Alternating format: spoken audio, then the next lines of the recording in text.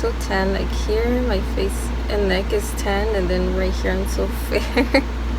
But anyways, what I was saying is that my skin reacted badly with the Nuri machine I use. Look, I woke up, well, no, yesterday, like hours later, I got these red spots and like acne on the bottom of my chin.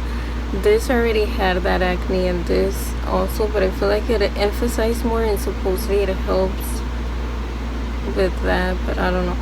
So I'm scared to use it. I don't think I'm gonna keep using it, but I have to try it out for like 2 to 3 weeks, but I don't know. So and then I woke up with a blister and a sore like 2 days before. I don't know why, what's going on.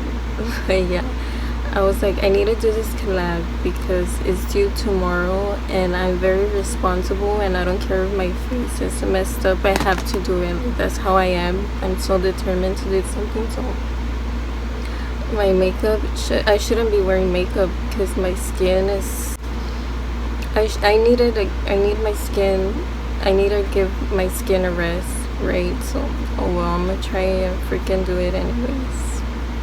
But yeah, I'm gonna do this fall collab look, okay? So bye.